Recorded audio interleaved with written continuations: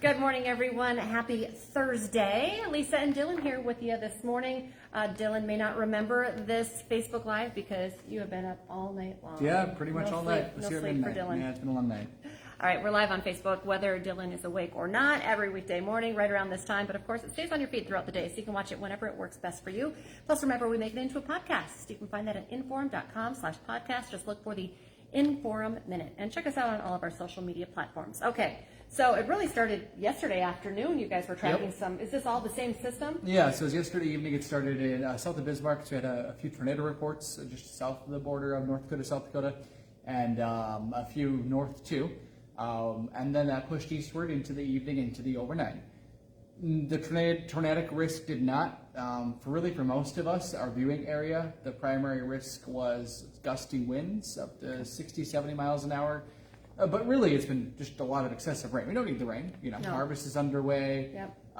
We have, of course, it's been a wet summer. Like, we don't have the need for moisture.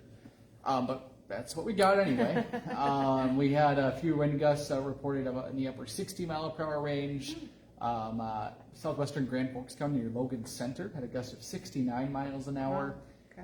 And there were plenty of gusts 50 to 65 miles an hour, pretty much on a line from there to about Crookston. So Southern Grand Forks County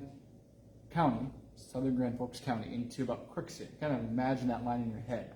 A lot of wind gust reports there of about 60 to 65 miles an hour. And then it rained a lot. Crookston picked up 2 inches of rain in about an hour, which is a lot of rain, and that's flash flooding risk. They're still in a flash flood warning until 9:30 this morning, and there still is some rain out there. Severe threats over for the morning. We're good to go for the rest of the morning. Into the afternoon, we could have a few redeveloping storms in central Minnesota, but that threat only lasts a few hours, as those storms will then move into eastern Minnesota and out of our viewing area. So, active. Definitely a busy morning this morning. Another thing I should note, it's done storming for a lot of us in the Southern Valley. It's going to be humid until about midday. And then all of a sudden, the cold front's going to hit midday or so, maybe early afternoon. And dew point temperatures are going to drop very quickly. So it's going to get comfortable out there. Okay, so that's good.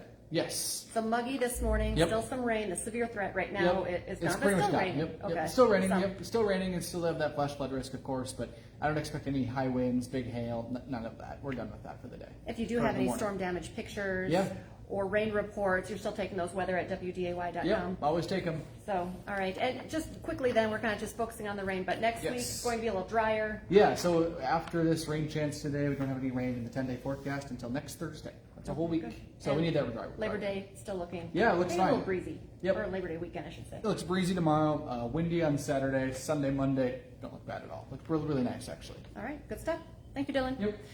Okay, well, Bison Game Day is here. The Bison kick off the 2024 season with a game against the Colorado Buffaloes tonight. We will have team coverage from Boulder ahead of the big game. We have our whole team out there already. Bison Game Day is live tonight at 6:30 on WDAY. Kickoff is at 7 o'clock. You can watch the game on ESPN.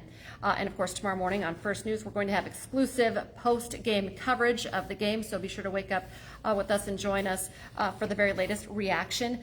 And also, Hot Mike with Dom Izzo. Game day has arrived for NDSU, and Hot Mike will be live in Boulder. Dom's going to visit with a Bison Hall of Famer who has direct ties to Colorado and Deion Sanders. Plus, former All-American Kyle Emanuel stops by the show to preview the matchup and the 2024 NDSU season as well. So lots of Bison coverage throughout the day here on WDAY. Hot Mike coming up at 9 this morning, and of course, the big game tonight. So stick with WDAY. If you're still looking for a place to watch the game, the rain should be moving out, so this is good news. Newman Outdoor Field is hosting a watch party. It's free. The doors open at 6. They're asking you to bring your own blanket, no chairs. Earlier with that, maybe you could use chairs, but just bring your own blanket and you can watch the game from the outfield grass. There will be concessions available, so a fun place to watch the game.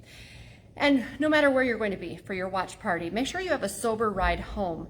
A sobriety checkpoint is planned for tonight somewhere in Cass County, leading into the long Labor Day weekend. The North Dakota Highway Patrol and the Cass County Sheriff's Office are marking the occasion by cracking down on drunk driving. Right now, Wahpeton police are searching for a man wanted on a felony warrant, and they're asking for your help. Court records show Jose Ozuna Jr. is wanted for felony charges of animal cruelty and possession of anabolic steroids, as well as violating a no-contact order. If you see him, you're asked not to approach him. Instead, you should call the Richland County Dispatch at 701-642-7777. Right now, we're also working to learn when a Fargo man will be in court. Following an hours-long search in Fargo's Osgood neighborhood, police eventually found 23-year-old Mark Young inside a home on 47th Street South. They say he entered the home without permission. So he's in the Cass County Jail this morning facing theft, burglary, and domestic assault charges. We are working to find out when he will be in court. We'll let you know as soon as we have new information. Students at Fargo South High School are back in class today after a kind of scary first day for the new school year. A fake bomb threat was called into Fargo South, and it put the school into a lockdown on the first day of classes. Police tell us the person called the school and said there were bombs placed outside and inside the building. The district says the threat was not credible, was likely a swatting call, but out of caution, they still did do a search of the parking lot and the school. They even brought in a canine unit as well. Right now, city forestry crews in Fargo are working to protect ash trees here in the metro after it was discovered that emerald ash borer has made its way to North Dakota. A beetle was found in a trap near Edgeley last week. So now forestry experts are busy treating healthy ash trees in Fargo and trying to prevent any further infections. If you see trees that have green spray paint and a silver tag, heads up, those have been treated, but trees marked with orange spray paint are on the chopping block. Remember to join us throughout the day for the very latest news and weather. Our next newscast is coming up here at 11 this morning, but we have you covered 4, 5, 6, 9, and 10 tonight. And of course, Bison Game Day live at 6:30 as well.